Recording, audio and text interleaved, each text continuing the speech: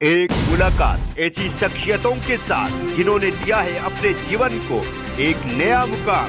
रूबरू कराएंगे ऐसी कुछ हस्तियों के साथ एक खास शख्सियत के साथ मुलाकात जयदेव पटेल के साथ नंबर 1 इंडिया न्यूज पर। नमस्कार व्यूअर्स, मैं जयदेव पटेल और आप देख रहे हैं नंबर 1 इंडिया न्यूज। आपका एक बार फिर स्वागत है एक खास शख्सियत के साथ मुलाकात प्रोग्राम में। आज हम बात करेंगे दिल्ली विधानसभा चुनाव की तारीखों का ऐलान हो चुका है। इलेक्शन कमीशन ने आज 5 फरवरी को मतदान की, तो वहीं 8 फरवरी रिजल्ट की घोषणा की है। ऐसे में तमाम जो राजनीतिक दल हैं वो अपने अपने तरीके से चुनावी मैदान में उतर चुके हैं। ऐसे में आम आदमी पार्टी के लिए इस बार कितना अहम मुकाबला रहेगा, क्योंकि इस बार कांग्रेस भी इनके अगेंस्ट है तो बीजेपी पहले ही इनके अगेंस्ट है। आखिर कितना चुनौतीपूर्ण है दिल्ली विधानसभा चुनाव, इन्हीं तमाम बात करने के लिए हमारे साथ खास सामान है दिल्ली आम आदमी पार्टी के प्रदेश उपाध्यक्ष संजय नासिर। संजय नासिर जी, आपका बहुत बहुत स्वागत है आज हमारे प्रोग्राम में। जी नमस्कार जयदेव जी। संजय नासिर जी, आपसे मेरा पहला सवाल है कि दिल्ली विधानसभा चुनाव की तारीखों का ऐलान हो चुका है। ऐसे में आम आदमी पार्टी कितना तैयार है, कितना आश्वस्त है दिल्ली विधानसभा चुनाव को लेकर?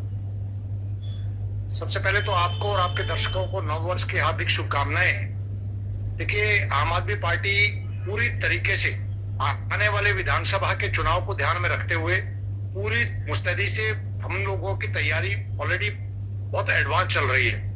हम लोगों ने 70 के 70 विधानसभा के उम्मीदवार घोषित कर दिए हैं। अरविंद केजरीवाल जी ने जिस तर्ज पे दिल्ली की जनता के लिए काम किया है, उसी तर्ज पे अभी जो अगली टेन्योर के अंदर वो काम करने वाले हैं, चाहे महिला सम्मान योजना की बात हो, संजीवनी योजना की बात हो, अंबेडकर स्कॉलरशिप योजना की बात हो, या पुजारियों और ग्रंथियों को सम्मान राशि देने की बात हो, इन सब घोषणाओं को भी हमने सबसे पहले शुरू किया है। विरोध में भारतीय जनता पार्टी और कांग्रेस पूरी तरीके से नकारात्मक राजनीति कर रही है। नकारात्मक राजनीति इसलिए कर रही है क्योंकि उनके पास कोई विजन नहीं है, कोई प्लानिंग नहीं है, कोई नेता नहीं है। और दिल्ली का हर एक सिटीजन, दिल्ली का वोटर बहुत समझदार वोटर है।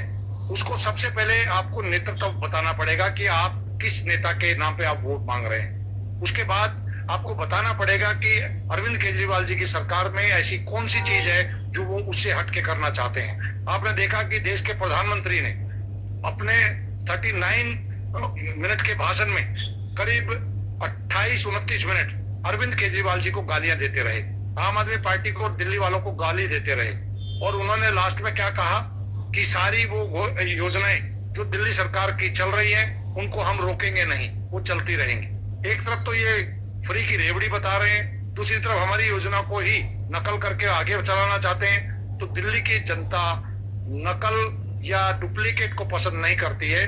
उनके पास ओरिजिनल उनका नेता है, अरविंद केजरीवाल उनका भाई है, उनका बेटा है, और एक ऐसे नेता हैं जिन्होंने देश में पहली बार आम आदमी के लिए वो हक, आम आदमी के वो सारे काम जो कि सरकारों को करना चाहिए, चाहे वो एजुकेशन का काम हो या हेल्थ हॉस्पिटल्स का काम हो, महिलाओं को फ्री बस यात्रा देने का काम हो, पानी और बिजली को फ्री देने का काम हो, 24 घंटे देने का काम हो, या अपने बुजुर्गों को तीर्थ यात्रा देने का काम हो, वो सारे काम जो अब होने से बचे हुए हैं वो आम आदमी पार्टी इसलिए नहीं कर पाई क्योंकि भारतीय जनता पार्टी पिछले 3-4 साल से नकारात्मक राजनीति करते हुए हमारे नेताओं को झूठे केसों में फंसा के, हमारे नेताओं को प्रताड़ित करके दिल्ली की जनता को इनडायरेक्ट रूप में उन वेलफेयर स्कीम्स का फायदा कम मिले रोकने का जो काम किया है, उसका जवाब देने के लिए दिल्ली की जनता आतुर है। जी संजय नासिर जी, अगर हम बात करते हैं दिल्ली विधानसभा चुनाव में, कांग्रेस भी इस बार चुनाव लड़ रही है दमखम के साथ में। ऐसे में कांग्रेस के चुनाव लड़ने से आम आदमी पार्टी को नुकसान होगा या फिर इस बार दिल्ली विधानसभा चुनाव जो त्रिकोणीय मुकाबला होगा? देखिए, कांग्रेस पार्टी में क्योंकि संगठन लेवल पे बिल्कुल चरमरा चुकी है उनकी स्थिति। हरियाणा का चुनाव एक तरफा हरियाणा की जनता कांग्रेस को जिताना चाहती थी, लेकिन उनके नेतृत्व की फेल्योर मानता हूं मैं कि वहां पे आम आदमी पार्टी से जब समझौते की बात आई, उन्होंने समझौता नहीं होने दिया। उसके बाद जब जनता के साथ मिलके चुनाव लड़ना चाहिए था, वहां पे चुनाव नहीं लड़ा। वो जीती हुई बाजी में भी अगर कुछ नहीं कर पाए, महाराष्ट्र में जिस तरीके से कांग्रेस का परफॉर्मेंस रहा, तो मैं मानता हूं दिल्ली के अंदर आज भारतीय जनता पार्टी और आम आदमी पार्टी का सीधा मुकाबला है। कांग्रेस कहीं पिक्चर में नहीं है, और मुकाबला तो आम आदमी पार्टी का भारतीय जनता पार्टी से भी नहीं है। क्योंकि भारतीय जनता पार्टी नकारात्मक राजनीति कर रही है, ईडी सीबीआई बाकी एजेंसीज का मिसयूज कर रही है, इसलिए वो नजर आएगी। लेकिन जैसे ही रिजल्ट आएगा 8 तारीख को, 8 फरवरी को, आप देखना पूरी तरीके से 2015 रिपीट होगा। स्कूटी पे बैठ के भारतीय जनता पार्टी के विधायक विधानसभा में जाएंगे, ये स्थिति भारतीय जनता पार्टी की बन जाएगी और कांग्रेस तो जीरो है, जीरो ही रहेगी। जी संजय नासिर जी, अगर हम दिल्ली विधानसभा चुनाव में बीजेपी की बात करते हैं तो जेल से लेकर के भ्रष्टाचार और तमाम जो मुद्दे जो लगा रही है बीजेपी, या फिर ये कहें कि शीश महल तक के जो आरोप प्रत्यारोप की जो जड़ी चल रही है, उससे आम आदमी पार्टी खुद को कैसे बचाएगी और कैसे जनता के बीच जाएगी? देखिए, हम जनता की बात कर रहे हैं, हम मुद्दों की बात कर रहे हैं, हमने काम किया है। अगर कोई काम अभी करने बाकी रह गए हैं, उन कामों को पूरा करने का वायदा अरविंद केजरीवाल जी कर रहे हैं और नई घोषणाएं कर रहे हैं। हम कोई किसी के नेगेटिव कैंपेन नहीं कर रहे हैं, लेकिन देश के प्रधानमंत्री से लेके भारतीय जनता पार्टी का छोटा नेता भी सुबह से लेके रात तक अरविंद केजरीवाल जी को गाली देने का काम कर रहा है। वो अरविंद केजरीवाल जी को गाली नहीं दे रहे हैं, वो आम आदमी पार्टी को गाली नहीं दे रहे हैं, वो दिल्ली की आम जन को जनता जनार्दन होती है उनको गाली दे रहे हैं। कभी कहते हैं वो कि भी फ्री की आदत डाल दी है, फ्री की रेवड़ी बांट रहे हैं। आज इतनी महंगाई के दौर में आज भारतीय जनता पार्टी की आधी सरकार दिल्ली के अंदर पिछले 10 साल से चल रही है, क्योंकि दिल्ली फुल स्टेट नहीं है। आज क्राइम सिटी बनाने का पाप अगर किसी ने किया है तो दिल्ली में भारतीय जनता पार्टी ने किया है। भारतीय जनता पार्टी के गृह मंत्री को फुर्सत नहीं है दूसरे कामों में। दिल्ली में हर महिला आज सुरक्षित फील करती है क्या? हमारे बुजुर्ग सुरक्षित फील करते हैं क्या? हमारे बच्चे सुरक्षित फील करते हैं क्या? आपने राजधानी को माफिया के हवाले कर दिया है, तो उसका जवाब देना पड़ेगा। किसानों को लेकर आपको ध्यान होगा, दिल्ली रिफॉर्म्स एक्ट का 81 धारा 81 को रद्द करने की बात इन्होंने कही थी। 2020 का संकल्प पत्र उठाना कभी, उसको इन्होंने रद्द नहीं किया। दिल्ली के अंदर दिल्ली मास्टर प्लान 2041 लागू करने की बात की थी, वो आज तक इन्होंने लागू नहीं किया। झुग्गियों को इन्होंने कहा था कि जहां झुग्गी वही मकान। आज 10 साल में कुल 4700 फ्लैट इन्होंने बना के दिए हैं, जबकि 15 लाख से ज्यादा झुग्गीवासी दिल्ली में रहते हैं और 3 लाख से ज्यादा झुग्गी वालों को इन्होंने उजाड़ा है।